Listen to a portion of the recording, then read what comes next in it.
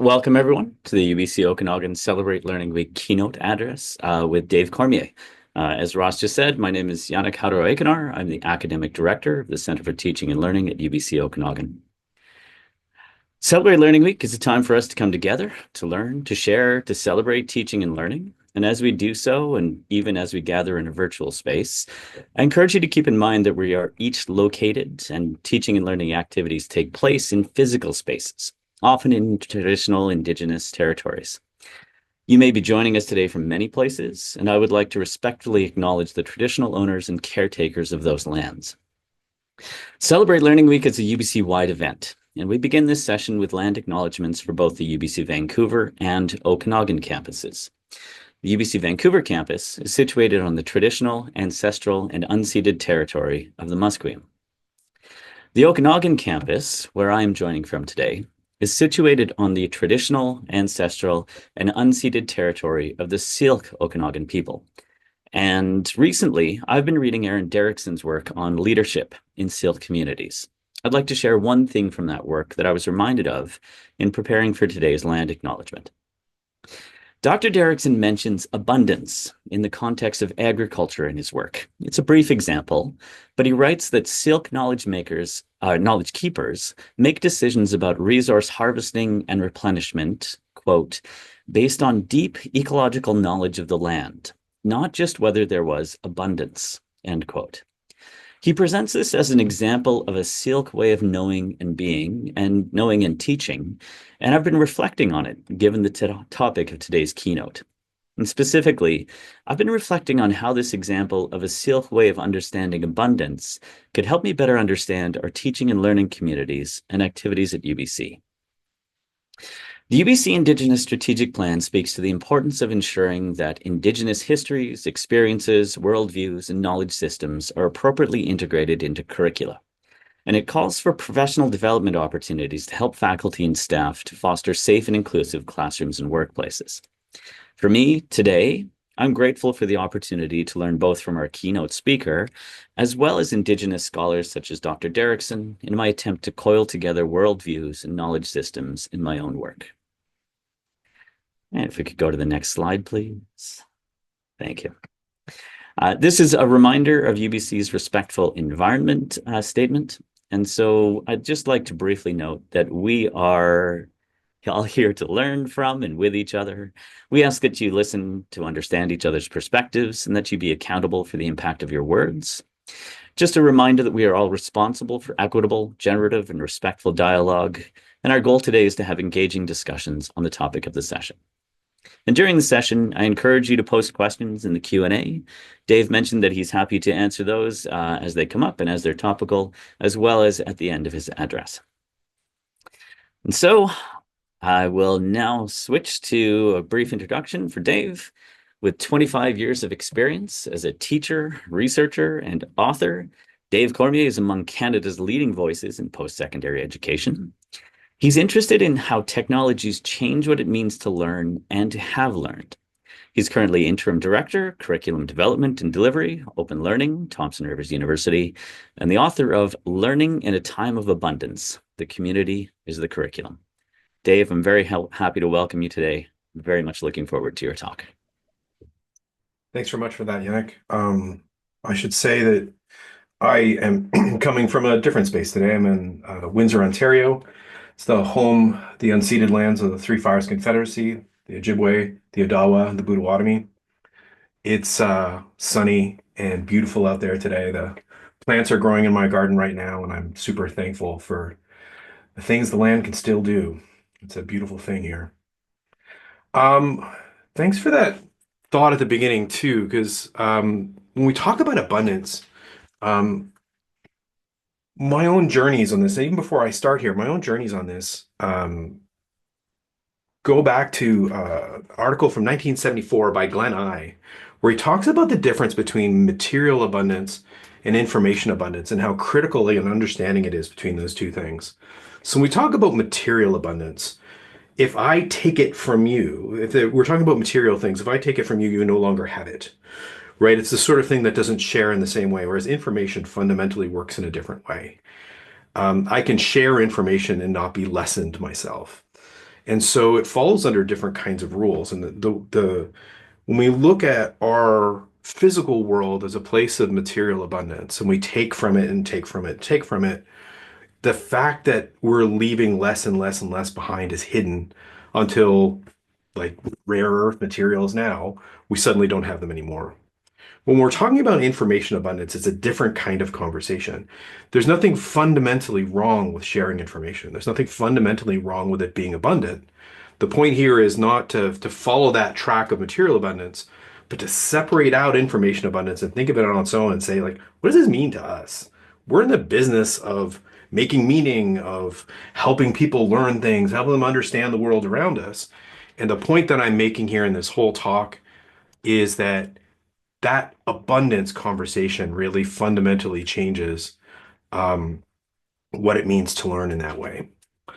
So I'm going to go ahead. I'm just going to get the thing about this system is as soon as you share, you lose all the windows you had very tightly prepared. So I'm just going to pull the Q&A window back up so I can see it.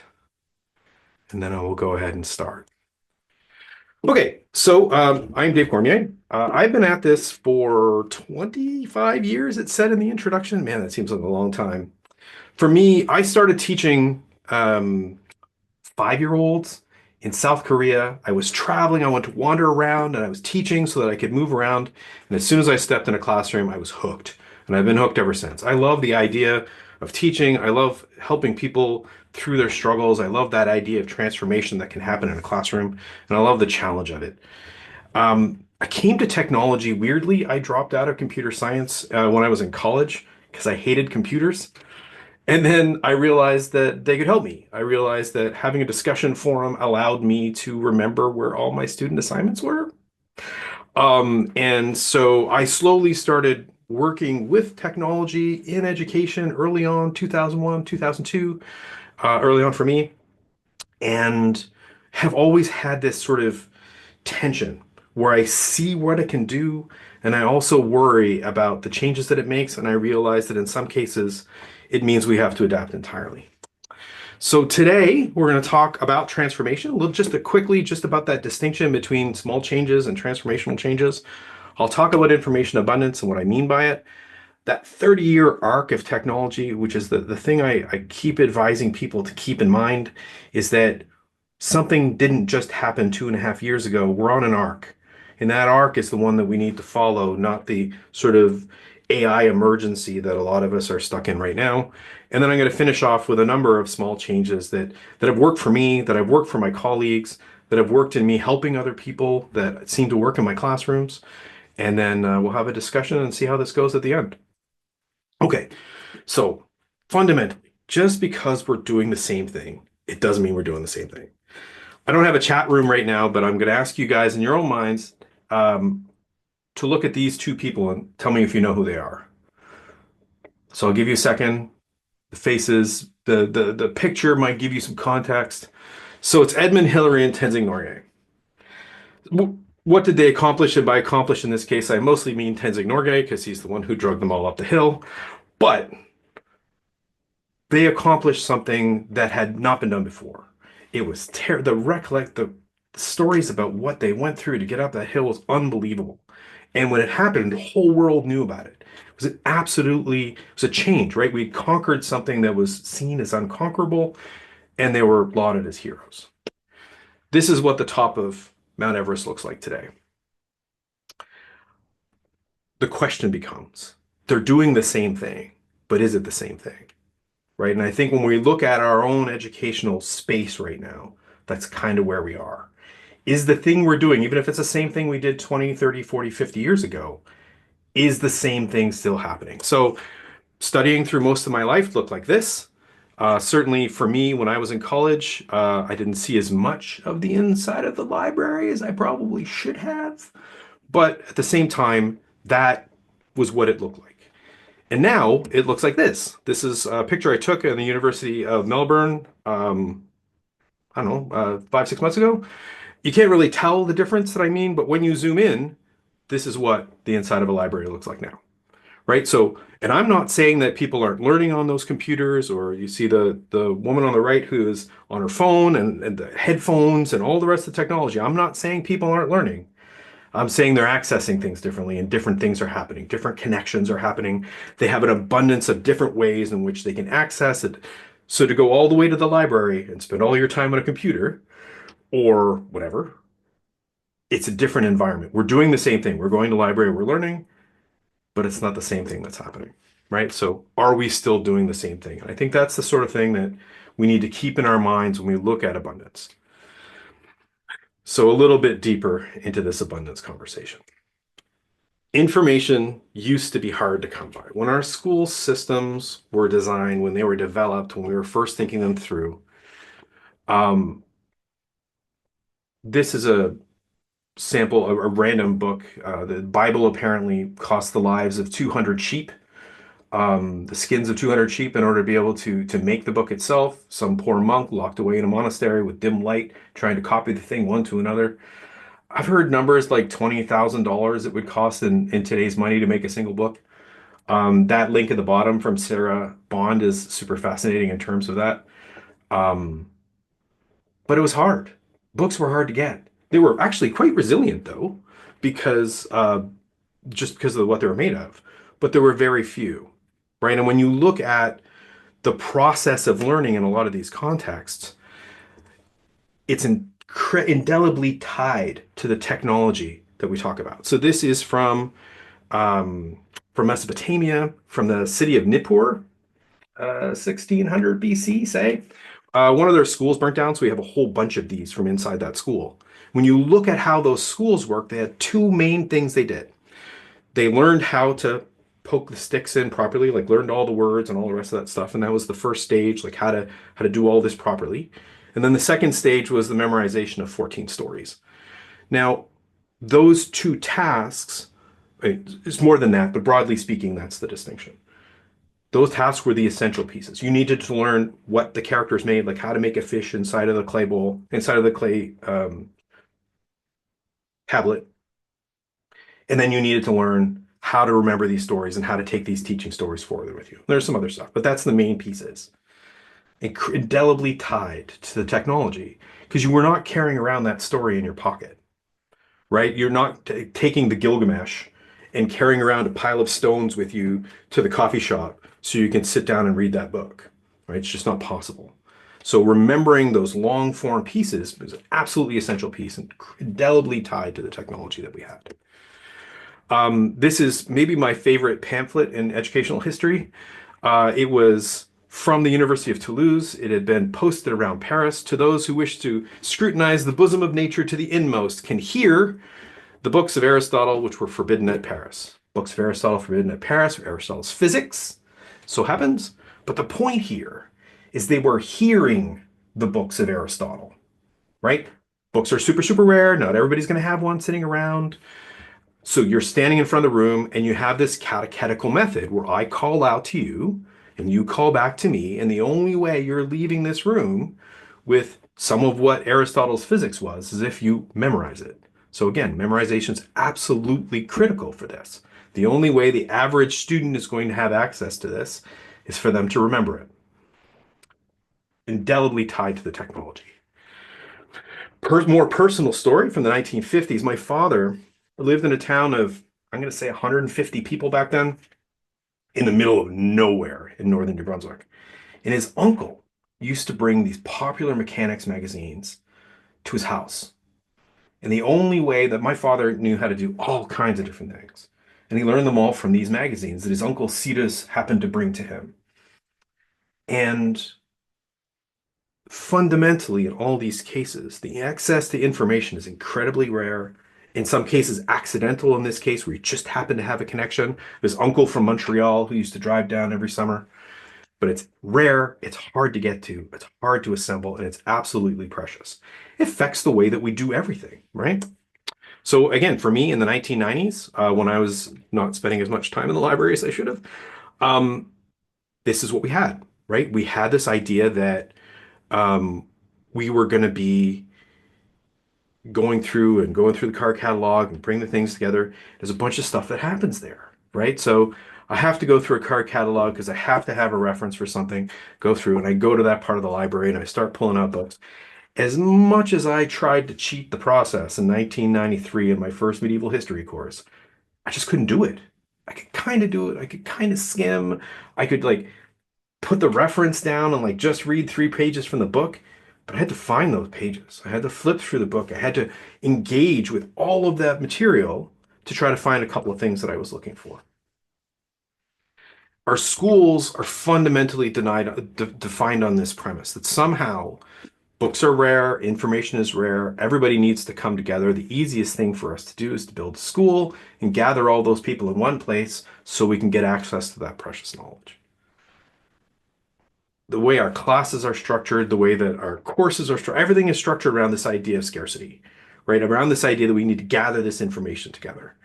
If you imagine the it, anything else that you were doing in your life right now, the idea of ordering the textbook for it 4 months before would be ridiculous, right? The idea that somehow the thing that was made a long time ago is going to work now, a long time being 4 months, it's just not the way we live in our regular lives, but our schools are still structured that way. The content is established, we decide what it is, we make it refined, we organize it, and then we move it forward. And that abundance has a fundamental impact on all this. That scarcity, that idea of scarcity has a fundamental impact on that, right? And we've moved to abundance, right? We moved, and Glenn I would have said this in 1974, that in his time, at that time period, in 1974, no one could be an entire expert in their field anymore. There is nobody in any field who could know everything that was going on. And that used to be a mark of professionalism, that you knew everything. Somebody would say, "Oh, this article just came out," and you'd go, "I know, I read it." Right? You had that ability of having control over the whole thing, and you see it through everything. You see it in things like Nobel Prize winners, where it used to be individuals, and now it's like a group of 20. Right? You need that sort of community. You need that collaboration to be able to get at, like, even filter through all of this stuff. Changes the way we think about things, changes the way we look at things like success, right? But for our students, they too are coming to this abundance. So it used to be that if I wanted information, I had to ask somebody. So like if I wanted to learn how to make a pasta sauce, I either had to have the book in my house already, which was unlikely, and then I would have to ask someone in my house or next door, and it changes the way you do stuff, right? It makes you have a closer relationship with your neighbors. You've got to go out and ask people things. So, this example that's actually in the book.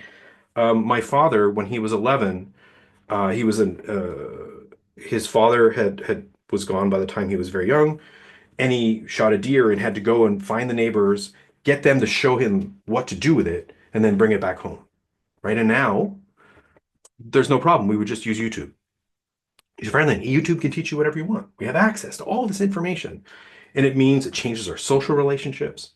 It changes the power that we have in a classroom. We're no longer in control of the information in the way that we used to be. Like we no longer have that ability to withhold information, and I'll talk a little bit about that later. Like it changes our relationship to students because now a student can come into the classroom and go, "Well, actually, I read something else that contradicts your position."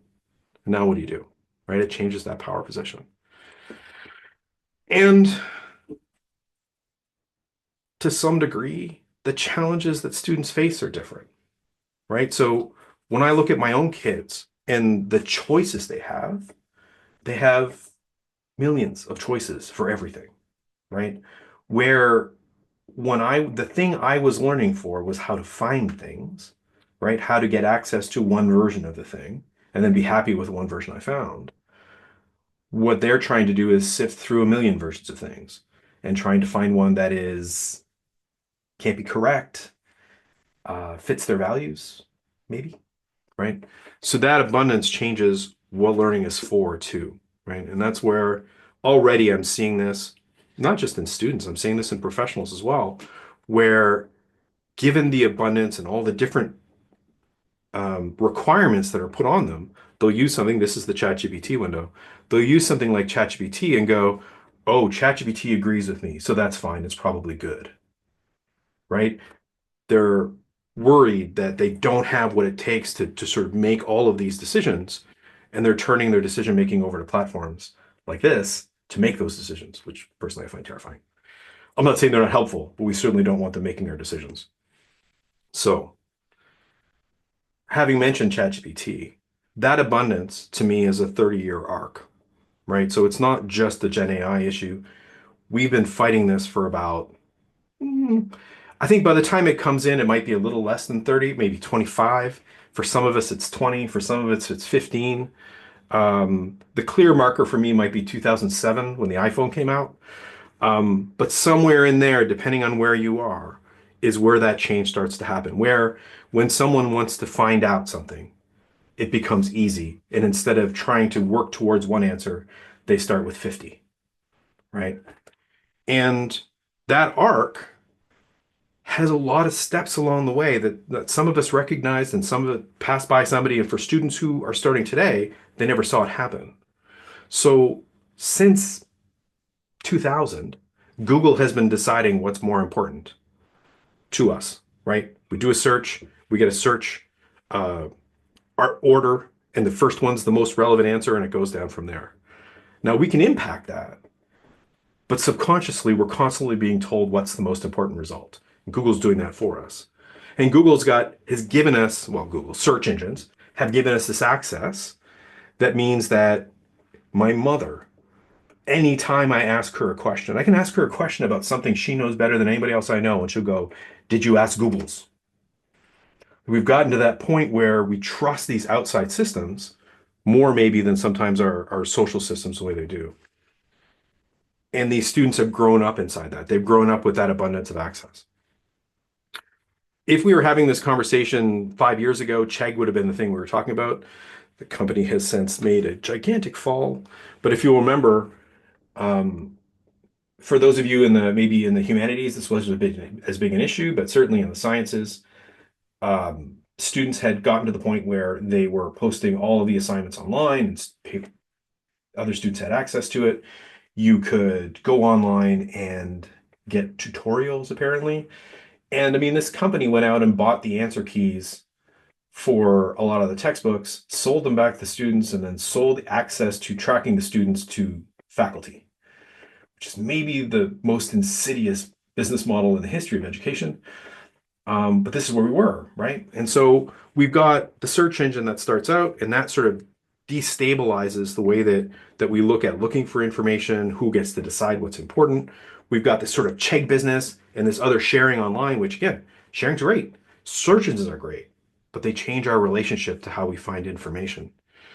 And now we've got this monster that started about 2.5 years ago. I'm sure at this point, I don't have to explain how this works, but and Gen AI is amazing. And there are things that it can do that are fantastic. And I find it fascinating to use in a lot of different ways. I've used it to make art. I used it yesterday to write a letter of reference for somebody. I edited it afterwards, but those things take a long time and I get a lot of requests, and it speeds up the process. It creates the structure for me. I won't use it to write any of my own research, but I think that's because for me, the hard part of writing is editing. It's not producing the first draft anyway. And I think for a lot of people, getting started is the hard part, but it treats everybody differently, right? And again, all of these tools, all of this change, all this access comes without values, or at least without them directly applied. There are definitely values in the background that come from the people who make these technologies. But leaving that aside, we can treat them in a lot of different ways, right? And it's this that's the concern, right? So in reality, this is from an article from the summer of 2024, I think. In reality, it's very easy to use AI to do the lion's share of the thinking while submitting work that looks like your own. And I think this is true of search. It's true of the sharing that we do online, and it's true of Gen AI too. Gen AI just makes it a little bit easier. But one way or the other, to me, this is the main concern, that the lion's share of the thinking gets exported to these tools. At the end of the day, I have no interest in students gathering facts at a university. There are facts and they can get them, but they don't need us to do that. And at the end of the day, fact gathering is a very personal process. We call it studying. But at the end of the day, I don't memorize stuff in the classroom. If I need to know Um, if I want to go into anatomy and I remember all the parts of the body, no teacher is going to make me do that anymore. At some point, it's a personal journey. Whether or not I was forced to do it 30 years ago because somebody was giving me a test, or I need it today and those tests don't work anymore, which is what I would say, one way or the other, that's a personal journey. I myself need to actually do the work to memorize those things. Teaching, to me, is no longer part of that process. The technology has broken that narrative that somehow assignments help students learn. So an assignment, when you think about it, when you break it down in your head, is something we do to give a proxy to see whether or not the student has learned. It allows us to scale, right? In an ideal world, I would sit down with a student and have them tell me about their deep thinking. And actually, if you go back to those medieval schools, in order to challenge for your masters, it was a quadlibetal conversation where a bunch of masters sat around and you had to argue with them. And if you convinced them or they thought you knew how to argue, you understood your topic, you got your master's degree. Our assignments, our essays, all these things allow our education system to scale. They, in and of themselves, are not the goal. Nobody wants a discussion forum post for the rest of their life, right? I do actually have an essay that I wrote in college still downstairs, but I have one. And the fact that I mentioned that out loud shows how weird it is that I kept it, that somehow it's of value to me. Um, but this is it. We create all of these things as proxies to see whether or not people have learned. And now those proxies no longer work, right? They no longer force students to learn in the same way. And we're blaming students for that, which I don't think is their fault. But the important piece here is that the abundance, search, online sharing, Gen AI, takes away the sort of power that we had to use assignments as a proxy for learning. And once you sort of come to terms with that, then you're like, oh, okay. So all of the things that I've normally given people don't actually force them to buckle down and do the things I want them to do. So what do I do now? Right? It kind of turns because of that, because you give them an assignment and they go, I'll use this, I'll use ChatGPT, or I'll go and find an example of this online, or I'll use um, Wolfram Alpha to figure out how to get this thing done, or I'll use my phone for it. It's just a task, right? It's no longer a learning process. It's a task you've given them. And it's not like a healthy task, like a, you better learn to wash your dishes so you wash your dishes for the rest of your life, which I approve of. It's a Sisyphean task. It's an endless task of just pushing the rock up a hill and not actually engaging in anything that's actually happening, not actually growing as a person. I had one student look at me, I think it was 2 years ago, and she goes, I think this is the first assignment I actually worked on this year. It was March. And I'm like, it's one of those weird times when a student tells you something, you're like, did you mean to say that out loud? Because I'm not sure you should have said that, but I think you meant it as a compliment, so thanks. Um, but this is it. She just had a bunch of tasks and she just got them done. And there was something about the assignment that actually triggered something that got her invested in the process, that got her away from the game of school. And I think that's certainly when I'm counseling students, um, this is the piece that I'm always counseling them over. When you think about school, are you just trying to figure out what you're supposed to do and doing it? Because if that's what you're doing, you're playing the game of school, but you're not necessarily learning. And, I had students who tell me, I had one student, and this is during the Chegg years, not during the ChatGPT years, who said, you know, I've just decided that I'm going to get an 85 in all my courses because since Chegg came out, the assignments are getting harder. The time I have to do them is less. All my friends are using these other systems, but when I use those systems, I don't learn. But if I learn my way, I know I can't work as fast as everybody else because they're all cheating. So what do I do? Actually, I met another student in Australia about 6 months ago who said a similar thing. Actually, I hurt my back on the flight over. And then she wasn't a student. She just graduated from physiotherapy. And she's like, why are you here? And I explained it. And I'm at a Gen AI conference, workplace informed learning. And she goes, oh my God, what are we going to do? And I'm like, she's still working on my back. And she goes, well, the students in my classroom, like every time you ask them a question, they just went away and I don't know that they learned how to do anything. And this concern that somehow learning is not happening is not just a concern that we have. It's a concern the students have too. And there's a lot of article, like there's an article that came out, I think it was this week or last week, students are cheating their way through university. Maybe, but there's an awful lot of students who also have that concern that they don't know how they're supposed to learn anymore. And they're worried that other people aren't learning either, particularly students in fields that they're passionate about. And I think there's an important message there about what our schools are for and us the, keeping our mind around what that is. Because that kind of yes, no, easy decision making is fine if the world looks like this, but the world the students are facing looks like this. 213,000 questions, right? That's where they are. Every time they face an issue. And we see this whenever, well, you saw it during COVID where people are talking about vaccinations. Like, I want to find out about it. Good luck. You better have some pretty good research skills if you're actually going to find information that's valid, whatever that might mean to you, right? We don't have the same control over information that we used to. So, abundance of information all over the place, destabilizes the education process. How do we learn in a time of abundance? Theme of the conference is that sort of small steps. And so when I thought about the things that I've been working on and the things that I've been talking about lately, I tried to distill it into actual steps that you can think about doing in your own practice. I wouldn't expect people to agree with all of them or try to do all of them, but they're the ones that are important to me.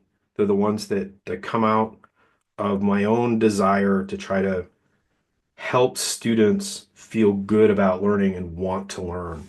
Because at the end of the day, when I'm in class, this is from the Chronicle, but I've gotten to the point where I get students to read articles in class rather than at home, or at least if I really need them to have a discussion about it, I'll have it inside the classroom.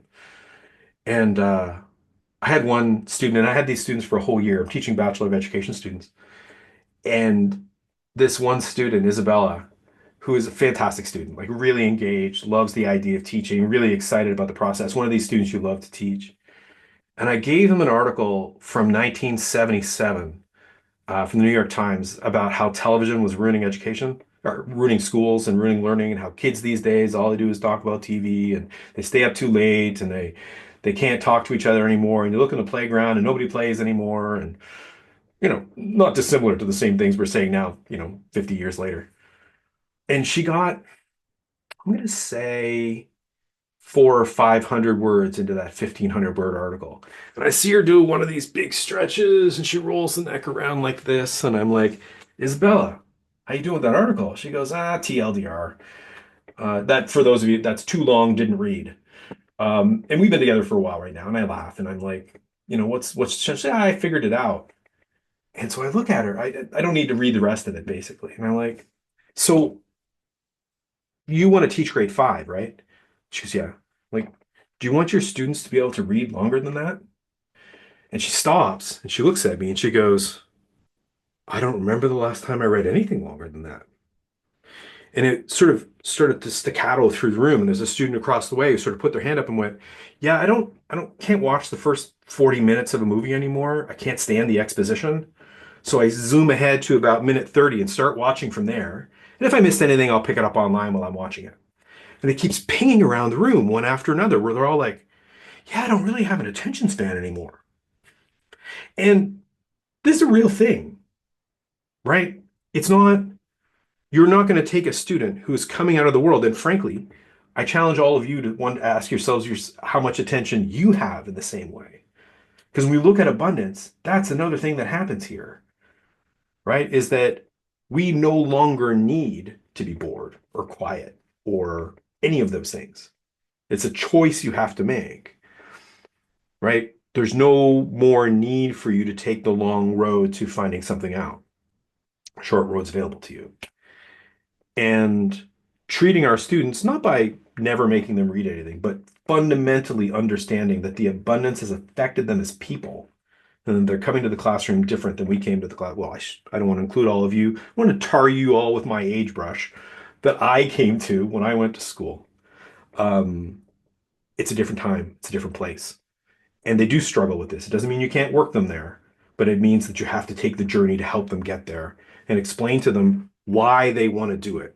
Because at this point, if you want students to do the work, right, they actually have to care about it. There is no alternative. You can, I mean, short of standing in front of them and staring at them, though at this point, with the new glasses and the new pens that are coming out, I'm not even sure if that's going to work. But they need to care for generations. Well, since was it 1782, apparently, the first math exam was given at Cambridge. What did they do it for? Because students weren't doing their work and they were trying to encourage them to work harder. We've been doing it for a long time, right? What I'm saying is that doesn't work anymore. Just forcing them to work doesn't work. And the truth is that they've been forced to work through their whole career. So like stopping forcing them isn't going to help either. It's a challenging piece. For me, I use Schlechte's engagement model in my head when I'm designing. I find this really helpful. So traditionally, we think of the strategically compliant student as the good student. They're the ones who figured out the game of school. They're the ones who figured you out and give you exactly what you want, right? That is so easy to do right now. It is so easy for them to give you exactly what you asked for. And the closer and the more refined and the clearer you are in asking, the easier it is for them to give it to you with all these tools that are there, right? I would even say before the tools existed, it doesn't necessarily always bring people down the best learning path, but now for sure. And so that distinction between engagement and strategic compliance is one of the ones I use in everything I design now. So I look at it and every time I go, am I forcing them to do this work or am I setting up a way that they might want to? Do they understand why this is here? And the simple path to that, like, and I I've talked to a lot of faculty about this in the last 5 or 6 years, but simply explaining why you've given them an article to read is the very simplest of steps here. Why am I doing this thing? What is the explanation here? And I mean, there are educational theories that have been telling us to do this for 100 years, but it's way more important now because otherwise they simply won't read it. So I had a designer hand me something last week that had 57 discussion posts in it. And I was like, and they're like, well, I want to see more engagement. I'm like, no, what you want to see is more compliance. You're trying to get those people to read the articles. And if you give somebody an article and force them to do an assignment in 2025, they're going to copy and paste that thing into a system which will write a beautiful 3 paragraph synopsis. The systems are great at it. Always got to be thinking about where's the commitment, where's the engagement inside this process. That engagement versus compliance piece is one of the things that I do in all my design now. I think another thing we need to do is deconstruct our assignments. So, and I mean, John Warner's been telling us this since 2015. He's got a new book out. I'm just looking at it here. It's called More Than Words, which is really great, which talks about writing in the age of AI. But he's been telling us about the deconstruction of the essay for at least that long. I'll tell another student story here. I was teaching a session on uncertainty in the classroom, and had a PhD student who had joined it. It was mainly for faculty, but PhD students were allowed to join. And we were talking about essays and we were talking about students doing references. And she goes, hold on a second here. Just stop. And you know when you hear in someone's voice that they've snapped, like they've had enough? And I could hear in her voice she'd snapped. And she goes, look, you guys told us we needed to cite our work. Nobody told me I had to go read a whole bunch of things and understand the field and understand the varieties of whatever. You said cite your work. So what I do is I go to Google Scholar, I do a search for something I need, I pull up an article, I hit Control F inside that article, I copy and paste the quote or the piece that I need, and I cite it using Zotero. I might not read the paragraph it's from. I'm certainly not reading the page, and there's no way I'm reading the whole article. But that's not what you told me to do. You didn't say go read a bunch of articles and cite from them. You said cite your work, which is what I do. And the essay is a good example, but it affects all the stuff that we do, right? What do we do an essay for? We don't do it because we all want to acquire more essays. We want people to learn research skills. We want them to learn deep thinking. We want them to take a long thought through something. We want to know that they've done the work. We have all these things that we want them to be able to do, but the essay no longer the format of the essay no longer makes that a functional process. If you're teaching actually it doesn't matter where. If you're teaching a group of 5 people and they're super invested in the process in a creative writing class, go nuts. But outside of that, you have to break those down into pieces. And guided search to me is a good example. So one of the things I'll do in my classrooms, for those of you out there who are education folks, there's a concept in education called learning styles, and it is incredibly divisive.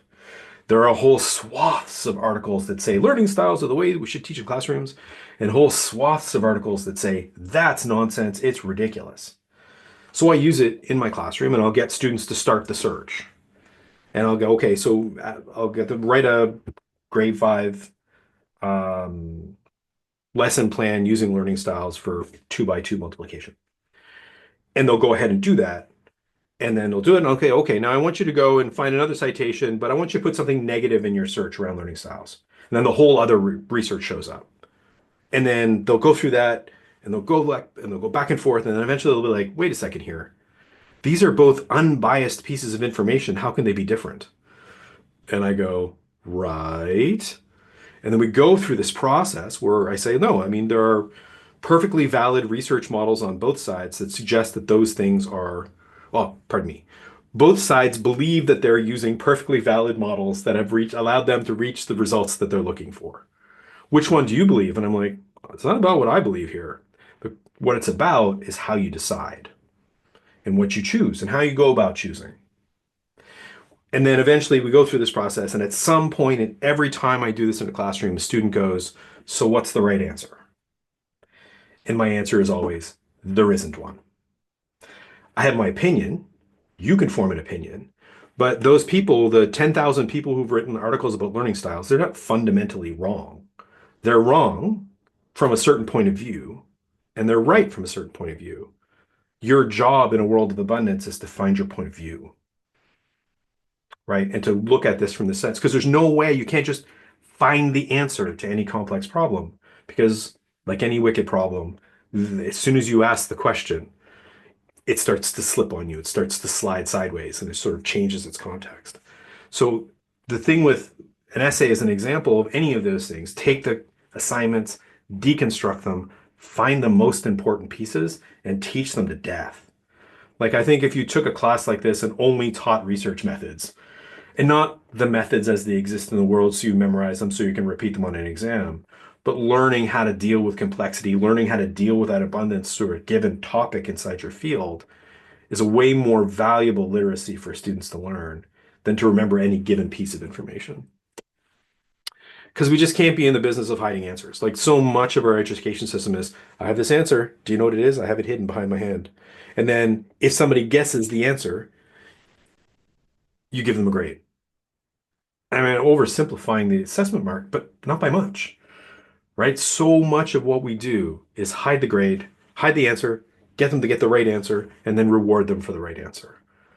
Where the real world that they live in is all about complexity and all about deciding with their values through the pieces that they're doing. Because that right answeritis is what our education system does.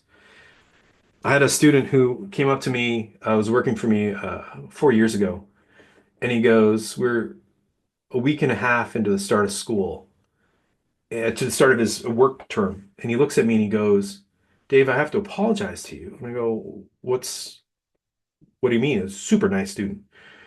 He's like, you're the first adult who's ever asked me a question without already knowing what answer you wanted. And for the last 2 weeks, you've been asking me for my opinion about what we're doing, and I just assumed that there was a right answer and I just wasn't paying attention or didn't know. And it's that piece that the right answer thing does. It makes people think there's a right answer, and it makes our entire society susceptible to demagogues, to people who shout louder, and has them looking for precise answers to a question, right? So when we're teaching, it's our experience, our mistakes. Those are the values we add to the process. This content's not the thing anymore. So in closing, I have three more literacies I want to talk about. I think I'm just about to hit 40 minutes, which is what I promised I would do. So, three more.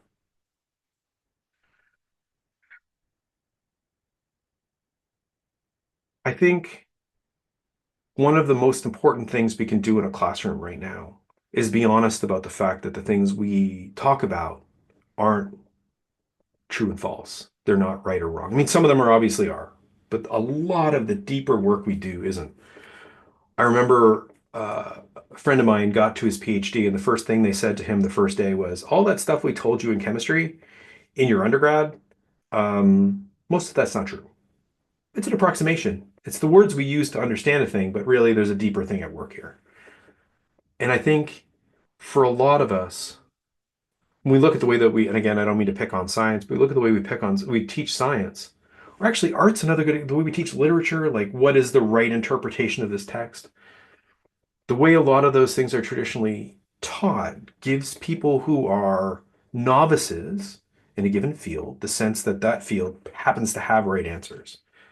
And so if I only ever do one, like I only ever finish high school science and that's all the science I ever see, or I only do a couple in university, I never get to understand that there's a complexity behind this. So I'm not prepared for dealing with the nuances that actually exist in every field. And I think the more we model that humility, we model that this is my perspective, I might be wrong about this. The more we do that in the classroom, the more that students understand that that's how knowledge is actually constructed. You know, the reason why we cite all these people is to show our history, to show where our knowledge comes from, not to prove that we're right. And I think informed trust is the second component there, right? These are the people that I'm following. We don't do citations because we have to. We don't do them because it's our job. We do them because we're giving people a sense of what place our information is constructed in. And the more we do that, the more we show people where we go to find information, show students how to find it live, not present them with it already discovered, but show them the process of discovery. Those are the skills that they're going to need going forward. And the last piece is about our values. I think when we present something as true, we end up convincing students that there's no nuance, no journey to getting there. And I think that as professionals who are trying to share the expertise in our field, we need to show them why we've made the choices we've done and model how we think doing it well really works. And the more that they see that, the more they're able to engage with that, the more they themselves will be able to manage that abundance. Thanks, everybody. That's the last piece here. Just one last comment. This is all hard. It's hard for everybody. If you're coming at this for the first time, nobody really has answers to these things. It's a journey. Find time to rest. Find time to take care of yourself too. Thank you. Thanks, Dave. I've been madly scribbling notes, and so I really appreciate the journey you took us on and the narrative you provided. I'm just going to remind our participants today that they are welcome to answer or ask questions either through the Q&A or by raising their hands. And as we wait for a few brave souls to do that, I'm going to jump in with a question of my own, Dave, if that's okay. Fire away.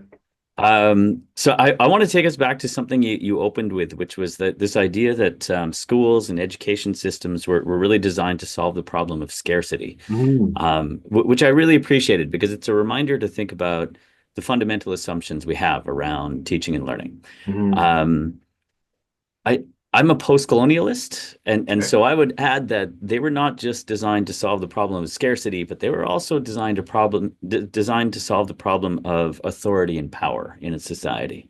Totally.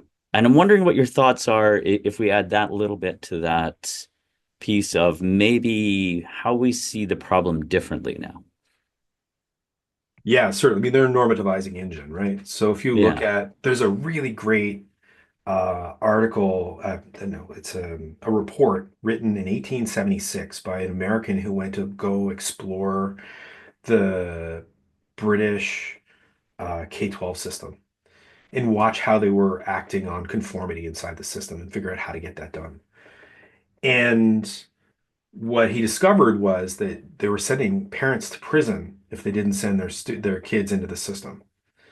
And he's sort of tracking the different ways in which they were passing on the government's message through that system, right? And that's even inside their own country, let alone what we've done from a post-colonial perspective as that gets exported to other countries, right? And as that becomes a tool of colonialism, it becomes a tool that we use to spread our hidden curriculum across the world. And I think we in the countries that did a lot of that colonizing, um, not necessarily, well, I mean, we did our own here in Canada, certainly, have not been accustomed to being challenged, right? And one of the things that happens in this case is that you're no longer in control of that narrative, right? You're no longer in control of the what gets known as true. And then I don't feel like we adjusted right. I feel like what happened when voices started coming through the cracks is we tried to smoosh all the voices rather than come to understand that we needed to take a broader perspective on this. Um, and it's the same with our education system. Like it's a huge pain to try to allow other voices inside of a classroom, right? Because I mean, creativity is people talk about creativity until they actually get it in a classroom. Multiple voices are hard to maintain. People say things you don't want them to. People come from families with realities that are very, very different.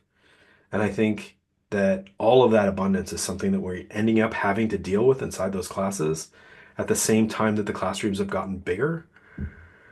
And so you can say you want to open up your classroom and sort of decolonize your classroom, but then I don't know that we're functionally prepared and structurally prepared for the subtlety required to handle that reality. I don't know if that was too deep an answer, but like I feel like I don't want to go off the rails here, but this is I could talk about this forever. Um, but yeah, I think it's we're not ready for it. Our systems aren't designed for it. Baby steps. Can you recommend a simple, practical thing we might implement immediately for our next class? Um, that's very much what the research thing was meant to be, was that simple thing that you can do. Find something that is contested inside your field and teach it straight up and get them to do live in class, get them to do research on both sides of the issue and come to terms with the fact that there's nuance inside that situation, right? Come to terms with the responses you get in the classroom. Because for a student to passively receive the article you've sent them is to just go into the rote mode of whatever. Having them confront unknown things that they're finding and sifting through that process is actually the thing that they're going to be doing in the field. So I try to imagine my students going to the government. So it was over 400,000 people work for the government in Canada. And I imagine them in some kind of research capacity where somebody said, hey, give me a piece right now. Give me something really quick.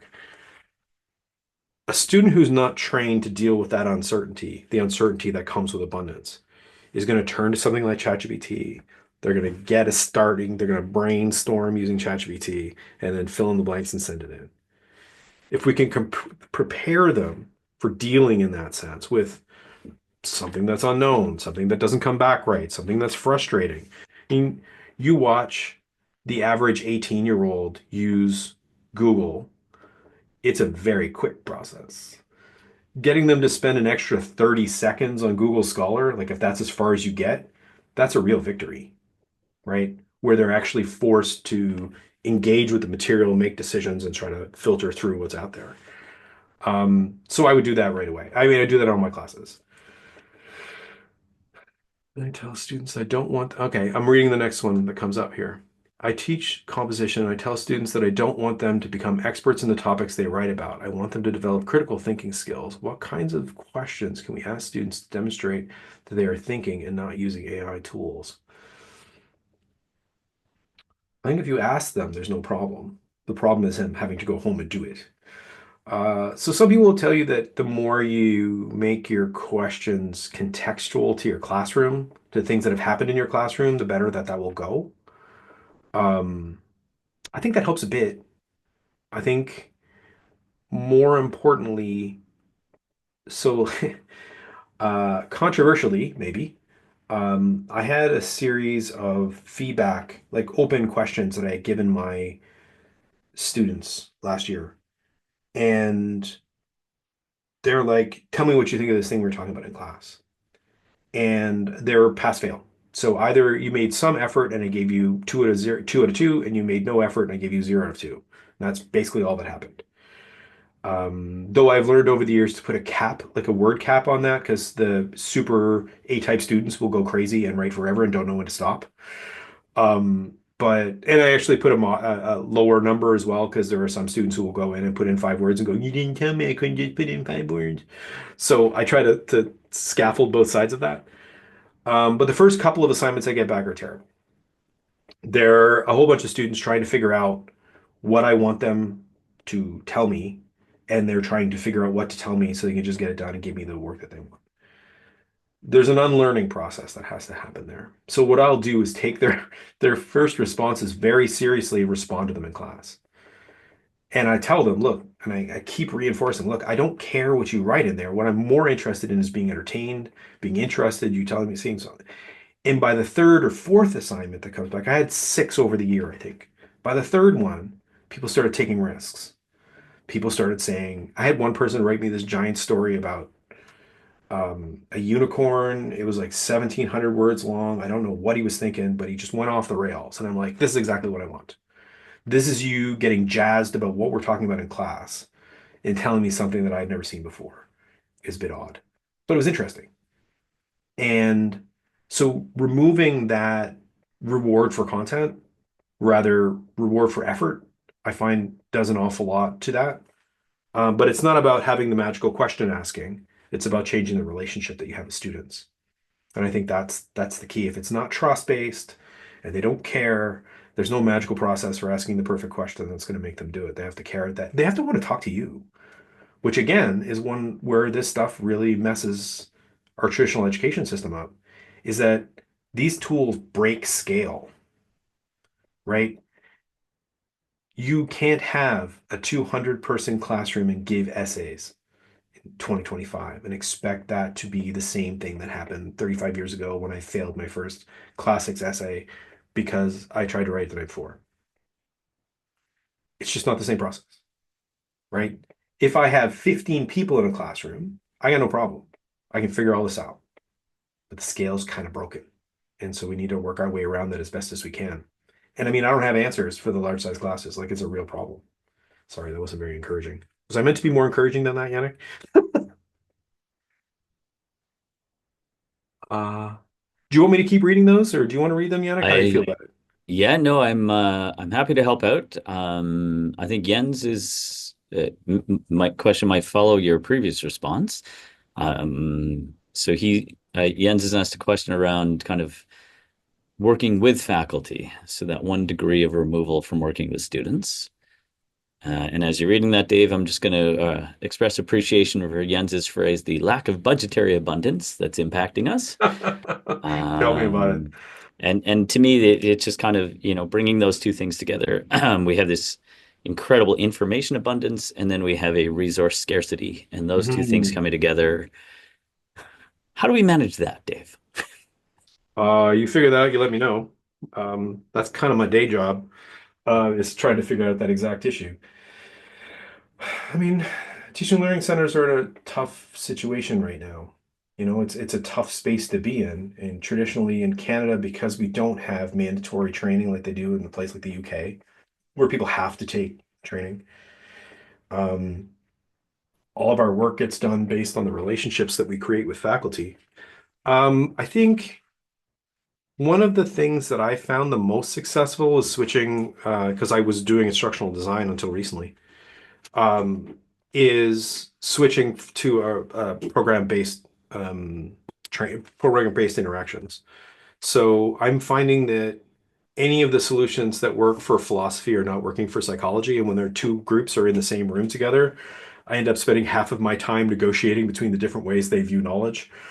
So I think that that's one piece that has really sort of been helpful for me. Um, I think I spent 2 years teaching uncertainty at the University of Windsor, where I did session after session after session for dealing with uncertainty. I ran a conference last summer called ShrugCon, which was about dealing with uncertainty. I'm working on another one right now.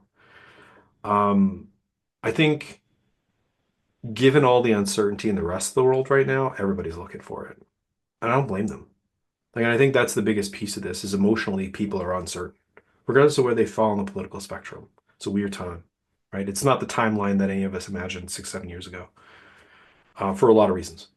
And I think the biggest piece of this is the emotional piece. I think that everybody is on their own emotional journey in the midst of the changes that are happening. And presenting it from that perspective, I think is the most important part of this change. That for me at least, that is, um, and also deconstructing the idea of the right, because I'm just looking at Jens's comment here. There's no right way to do this. There are a lot of consultants who are making a fortune right now, wandering from school to school, telling people the right way to do it. Anybody who tells you they have the right answer to this, my advice to you is to ignore them, because saying they have the right answer pretty much disqualifies them from this conversation. And I think destabilizing that for faculty is really helpful too, because I think for a lot of folks, they're like, if I knew more, maybe I would know. Whereas when we model the humility in this process, going back to that, there's no knowing. There's no right answer. Like I'm sitting in the midst of Thompson Rivers, the open learning shop at Thompson Rivers has 15,000 asynchronous students. I've got challenges that I'm dealing with. I can guarantee you that, in our discussions about the different ways that we're trying to address that, there's no answer. There's no secret recipe anywhere. It's just hard work. It's care. Um, yeah. If our classrooms are structurally unprepared to handle the nuances that come with decolonizing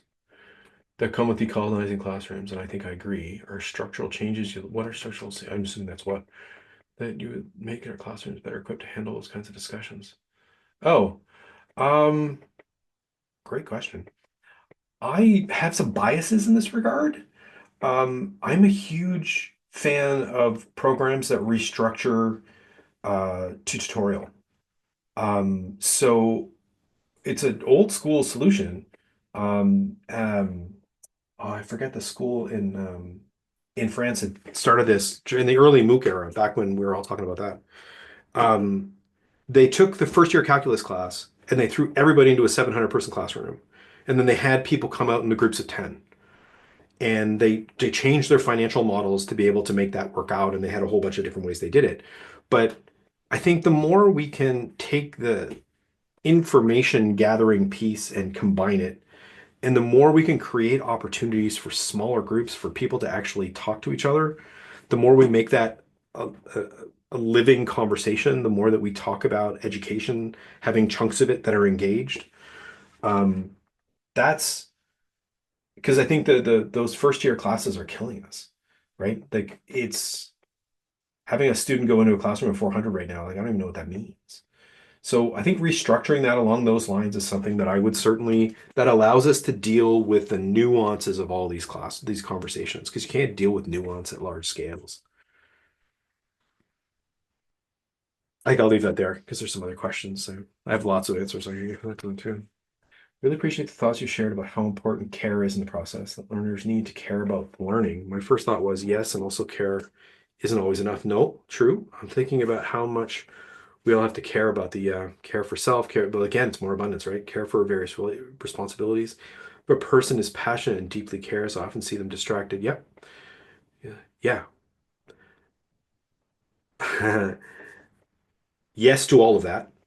Um, and no, and I think part of it is to allow people to care 70%.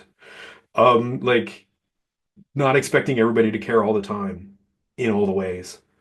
I had I had one group of students. I don't know why I had this really communicative group who told me a lot of things they shouldn't have. And I had another pair, is a they were a cohorted group. And I had one student, they always worked together, and they had one student would work on half of their class assignments and the other student would work on the other half of their assignments, and they were always partners in each group. So they did half the classes each, because they figured that's how much they could manage to care. Um, and I think uh, part of my approach in a classroom is to teach less. and allow more room for that engagement and for that care. Um, I have where I'm allowed, and at my recent institution I wasn't, but I love a contract, a grading contract that allows students to pick what they care about and work on that within a given framework. Um, and also pick their, in this case, like where I've taught it before, pick their final grade. Like I'm 70% invested in this course and I need to pass this course and I can't care about all these assignments, but I think I can care this much. Because at the end of the day, a student decides whether or not they're getting a 70 or, well, if they have the time or whatever else, but a lot of students are deciding whether or not they're getting a 70 or an 85 anyway. So why not just be honest about it and have 70% of the assignments done well rather than all of the assignments done mediocre? And I mean, some of these are sacrilege to say out loud, but they're what's actually happening. And frankly, it's what always has been happening. So I would rather see a student do less quantity and improve the quality. And I think in a lot of cases, that can be a way of getting that done. I had a conversation with a faculty member a few years ago, and very well respected faculty member, cared a great deal about students who were talking about how his syllabus was structured or something. And at some point, he stopped and he went, "Oh my God, why do I cover content?" And I'm like, "Say more." And he goes, "Well, I mean, I'm looking at everything on the syllabus, and yeah, it's all important, but they don't need to know it all. What they need to do is understand it was environmental engineering. They need to understand engineering. Like, this is just stuff." And I think that was one of those moments where I actually felt like I was doing my job. But I think that less here is always more, and it allows people to engage more. Do that. Um, Arguably, having students in attendance or in-class discussions, debates is an effective approach to facilitating learning, and attendance becomes a yeah, it sure does. Even if classrooms intentionally designed to interact with active learning, what are the thoughts and recommendations? I have a friend of mine who teaches at the University of New Mexico who does collaborative engaged chemistry. And last term, she had half of her students stand up and leave the classroom when she asked them to collaborate the first term in the first collaborative assignment they had in the classroom. Uh, I I had a student last year tell me that she didn't like the way I taught because I asked her a question and she didn't think I should put her on the spot that way. Even though I'd done all the scaffolding, they had time to think about it, they had time to work through the assignment. I was asking her about the things she had just spent the last 20 minutes working on. Like it wasn't a surprise pop question or anything. Yeah, our students are have a different relationship to the power that they have in a classroom. So that changes things. Um, Attendance, I've seen programs where a classroom of 200 and there's 5 students who show up. Yeah, it's a huge issue. Um, at the end of the day, I think my other mantra here is to do my absolute best to make it so that the students who do come to those have a chance for a transformative experience rather than trying to structure those to make sure everyone gets caught. Again, maybe sacrilegious to say, but I'd rather err on the side of helping the students who are trying and helping more students try than trying to catch the 20% of students who don't want to be engaged in those collaborative activities. Um, it's a tough one because again, where is the rigor? How do we know that people have learned anything when they got a university degree? Yeah, these are these are unfiltered answers in that sense, right? Like there's no distinct answer to any of this. Such an insightful presentation. Well, thank you very much. That's very kind. From a career development perspective, we've been hearing growing concerns about employers about students, recent grads using AI, GS, technical behavior. Yep. In response, some companies are shifting back to in-person interviews to minimize this. Yeah. How does the university support students preparing? Interesting. I just did a project with Deakin University on workplace informed learning that talks a little bit about this, which I can't send to you because I don't have a chat room. But there is, I was just working on something very similar to this. Um, yeah, I mean, we were saying for 3 or 4 years ago, I think it was the stat came out in the United States, 66% of resumes are seen by and evaluated by a computer than before they're seen by a person. Um, Frankly, I couldn't be happier that that system has been um, messed up. And that now those companies are seeing all that AI stuff come back at them, and now they're forced to go, oh, wait, we need to hire humans. Doesn't it matter how human they are? It does matter how human they are. And I think that we maybe, given the fact that these tools are now working the way they do, have an opportunity to return back to in-person interviews in a way that actually allows people to present themselves as people. So I think we're stuck teaching students how to do both, or stuck teaching them how, because right now, if you don't write your resume so that it lines up with the official job description, it just gets filtered out, right? So you never make it in at all. So you need to teach them how to do that. And you need to basically, I don't think that you can write a resume right now anything other than an expert applying for a high level position. This is the other problem, right? So people who are applying to vice president's positions who are making these decisions are like, oh yeah, but that didn't affect me. No, it doesn't affect you. But the vast majority of entry level positions, they're going to get filtered out based on their relationship to the job ad. So I think you need to teach that piece. How do I generate a piece of content that makes sure that it aligns to everything in the job ad? Which we would have taught them anyway, but the technology does a much better job of it.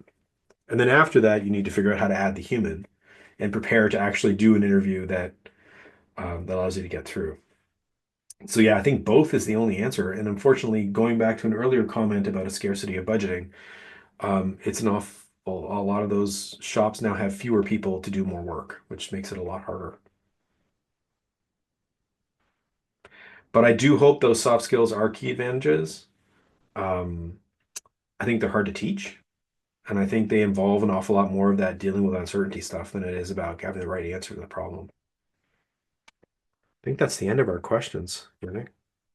Looks like. I don't think I've ever received a group of such considered, thoughtful questions before. Those are really fantastic. We have a great community here. Yeah, So, clearly, yeah, clearly, those yeah. are really great. I hope I did a decent job of addressing some of them, but that's really good.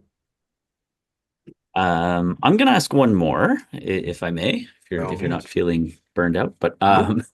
so I'm gonna frame this way. In my household, we talk about the time machine a lot. Okay. And we refer to it, like I forgot to buy something at the grocery store, so I'll just, jump in the time machine and Yeah. I'll be able to Same here, to actually. go get that thing. But we also talk about it and we're a teaching and learning household. My wife is a teacher, my daughter's still in high school, so we talk about it a lot in terms of teaching and learning. Um, kind of reflecting on are there things that we would have done differently? Are there things that it was good to make that mistake because we learned from it and we try to Yeah. approach it that way? And so I'm just wondering, do you have a couple of examples of where you might use the time machine or not use the time machine over the last 1, 3, 5 years, especially in this time of abundance? So I'm getting caught here because I'm not sure Yeah. how much my own time machine aligns to yours. Oh, Because let's we hear play about the it. time machine game too. And Okay. my partner is professor of online and workforce learning at the University of Windsor, so we have the same kind of household. Um, so do I have the chance to change the past, or am I changing my own actions in the past? Oh, interesting quality. Let's stick with you. I've said a lot of dumb things I would go back and not say. Like that's where I always get stuck. I'm like, wow, I say a lot of dumb things. Um,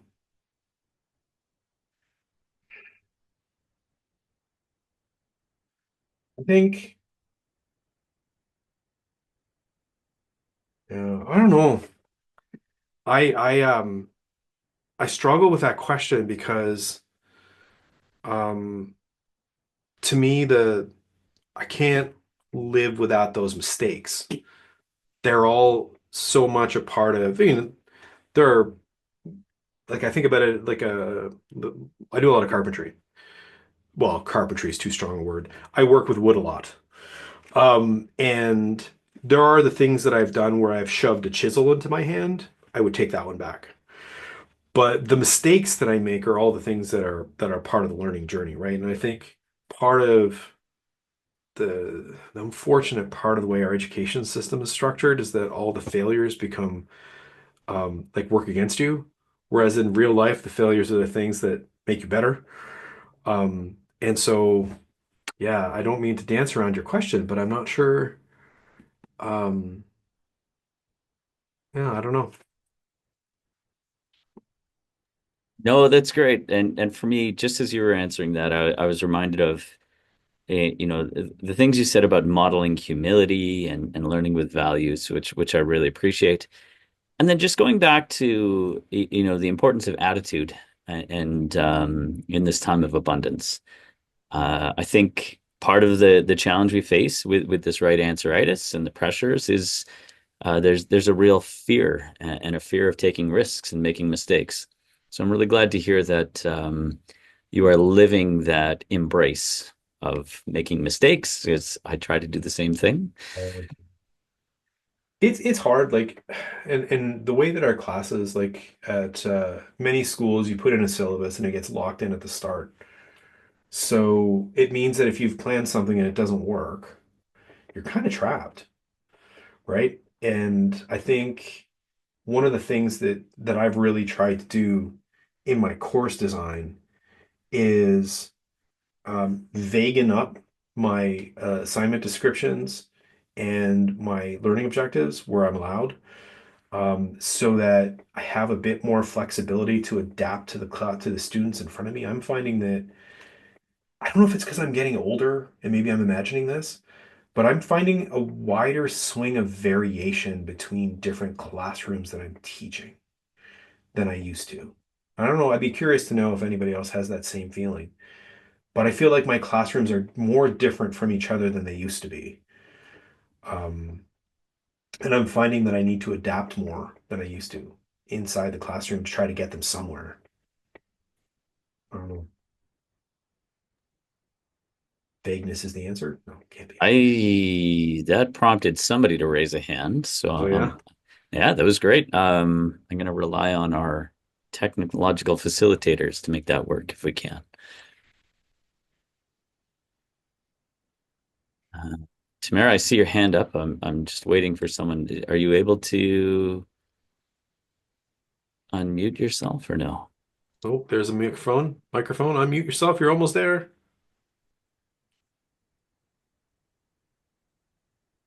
There she is. Go ahead. There we go. Okay. Sorry, I was waiting for the unmute welcome there. Can you hear me? I can.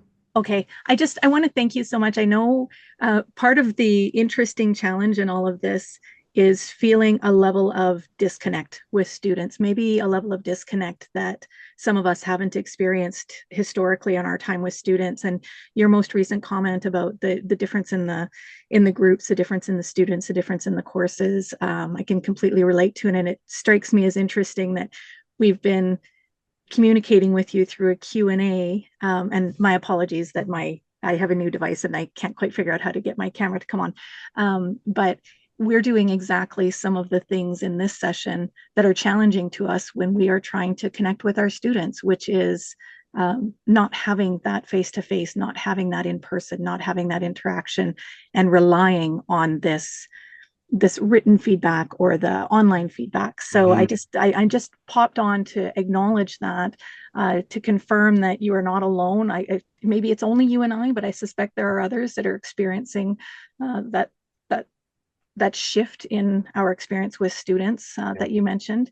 And I want to thank you so much for this session because it's given me a lot of thought, and I'm already rethinking in its entirety my planning for delivery of a course coming up. Um, Uh-oh. to start it, well, no, in a good way, to start it Okay. off literally with, tell me what you think about, and then there's a particular concept that we use, the SWOT analysis, which people have heard of, Okay. but there's critique to that is coming out. And so I want to Mhm. start them off with, what do you know? Why is it a good thing? And then I want to introduce to them the opportunity to explore why there might be an alternate. So there are a couple alternates to it that I've, seen, but I love that you've reinforced the importance of getting them to in the classroom to have that conversation and then to ask them to take a different approach or to challenge it. So I'm already rethinking in its entirety how I'm going to be starting each of my classes for that course with one of those experiences. The challenge is going to be finding the right thing for the beginning of each of those sessions. So thank you. So the SWOT analysis one is funny because I've done a lot of institutional change in education. It's been sort of my main area of interest and I've been at places where everybody uses SWOT analysis and other places where they're like, SWOT analysis is stupid. Nobody uses that anymore. And it is another one of those things that you need to be able to adapt as a young person going to different places. If you get taught one way and the place you're going to doesn't have that perspective, it can be hugely alienating. Yeah, SWOT analysis is great. I'm going to use that example in the future, actually, because I end up using too many education-based examples, but that one's really good. Thank you for that. And thanks for coming in and supporting me as well. I appreciate it. Thank you. And I'm not sure how to mute myself. So if the facilitator. That was quick. Done. Thank you. I appreciate the note there. I hope that that's the case. I hope that the reason why there's so much variety is that I'm creating a safe space to do that. I'm just marking that it can be really challenging as an educator, like just emotionally as an educator, whenever the things that you tried the last time don't work this time. We've been saying that for generations. But I find that now I very much have to be able to respond to the group I have and adapt to the social realities of that group. And I find it challenging, but I mean, it's exciting too. Do we have time for that last question, Yannick? I don't know what. I think, Dave, if you're okay, then yeah, I'm I think okay. we can. Yeah, for sure. Great. Thank you. I have a colleague that taught a course. These are the longest, most interesting. Like, swear to God, it's never happened to me before. I have a colleague that taught a course and used labor-based grading. Oh yeah, effort-based grading. I call it labor-based grading. They said it was one of the most experiences I've ever had teaching and learning. I agree. Shifted from hating grading to they've gotten so much pushback. They really do. It's very controversial. Pushback from other people, other instructors. They presented their experience using labor-based grading. The main pushback, but students won't learn. They won't learn. How are you going to know? Where's the rigor? Yeah, I feel you. But from what I have gleaned from their experience, the students care. So I totally agree much.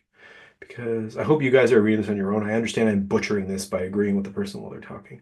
From what I've gleaned from their experience is that the students care. Yeah, there isn't a right answer, and answers are hidden for sight. I wonder if you would have any advice or suggestions for how to present library-based grading, way for folks to be more open. Yep.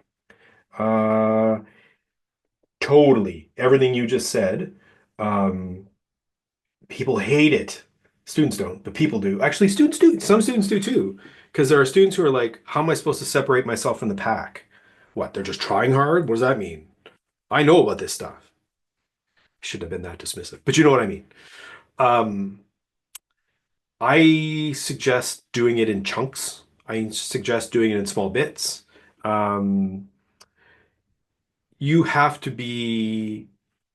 had better be tenured if you're going to do your whole class effort-based or labor-based. I don't advise people who are sessionals or contingent or on limited term contracts to start delving into this kind of business. It's the sort of thing that can get you fired because some people get really upset about it. So full caution there. That being said, I love it because suddenly a student is like, so you're not judging the content of what I'm saying, you're just caring about whether or not I'm working. Yeah, no, I really don't care. I mean, I care, I'll respond to you, but it's not about you being right or wrong. It's about you trying hard and about you being engaged in this process. And it's funny because if we take this out of an educational context, if we remove the school and the scarcity and all the rest of that, we put two groups in two side-by-side backyards, and we imagine us trying to teach someone how to hit a baseball, which is an incredibly complex process. And in one case, we create all these rules and all this structure, and we tell people what they're supposed to do. And in the other one, we go, no, just try. Just keep going it. We'll just try. Like, don't worry about it. there's 100 times out of 100 that just try and work at it process is going to go way, way better. We know this about the world. And yet we come to the classroom, we've got all this history and all this baggage that we carry with us. And somehow we think that being deeply authoritarian is somehow good. And I think, okay, I will, now is not the time to be reinforcing authoritarianism. I'll just leave that there. I think there's enough of it out there. So, Sarah, the quick response to that is do it in small chunks. Take one assignment. Start from there. Don't tell anybody. You don't need to. And then if you're tenured and you would like to carry the torch, then by all means tell people about it. But otherwise, there's nothing saying that your assignment can't be just have a rubric that has a 0 side and a 2 side. And the 2 is did they try hard, and the other one is they didn't. You'll get a couple of students who will come back. I understand that as an old white dude, I get less complaining from students than people of color, than women do. So I understand that I'm speaking from a privileged situation and doing this, so noted. But I've had very few complaints over the years. Students know whether or not they tried at it. And I let them do it again because I want them to do it. So I'm like, just try again. Just make an effort. That's all I'm asking you to do. And they're like, well, I guess I will. Okay, last question, I think, given our timeline. Yeah, we have 2 minutes. Thanks for your great presentation. I teach a second year technical core engineering course. Okay, to encourage student participation. Look at me, I'm like 100 years old now. I gotta tilt my head all the way up. To encourage student participating engagement in class, I asked thought-provoking question. Yeah, students perceive this activity very positive. That's thinking about improving this activity as there are only a few students. Yeah, that's true. I thought about using some technology such as Mentimeter. Yeah. So, tough question. I have 1 minute to answer it. In order to, I'll give you a model, a teaching model, and you can change the context for engineering. So the think, pair, share is something we've been using in facilitation terms for years. And it is about giving people a minute or two to think about something, having a chance to talk about it, and then answering the question. There are always going to be students in the class who are entirely primed to be the person who puts their hand up and give an answer. And there's other students who need just that half a minute to think their way through what you've said. So giving them an intermediary activity to sort of work on the thing before you actually start the conversation gives a broader number of people a chance to organize their thoughts before they go up and doing it. Mentimeter can be one of those things that allows you to do it, but it's not the tool. It's the fact that there's time to think it through. That makes the difference. The tool may force someone to give an answer, but that doesn't necessarily mean that they've thought about it. So like if I use Mentimeter all the time, I love it. It's a great, like of any of those tools, it's my favorite. I use it. I'll start a lot of classes with would you rathers, which literally you cannot find an 18-year-old who doesn't love a would you rather. Well, maybe there's one, but it's about creating that little bit of space. And I mean, we don't do well with quiet or space anymore, right? Like that idea of just taking our time and leaving it sit is something that we're increasingly uncomfortable with. But yeah, a little bit of time to think it through, a little sort of activity that gives them a chance to organize their thoughts. To me, it's the best way to get more people engaged in that. I'm glad that that's working in your classroom, though. I'd love to hear about the questions you're using. But our time is up. Time is up. And Dave, thank you so much. I really appreciate you taking the time. I really appreciate just the very honest, direct advice you provided at the same time as helping us think about the bigger picture. It's been absolutely fantastic. I'm going to echo Jens's plug. Talk to your local teaching and learning center. Thank you for that, Jens. And Dave, when you do make your way out here, you're welcome on our campus anytime. I look forward to meeting you in person. I appreciate it. Take care, folks. Have a great day. Enjoy the rest of the day.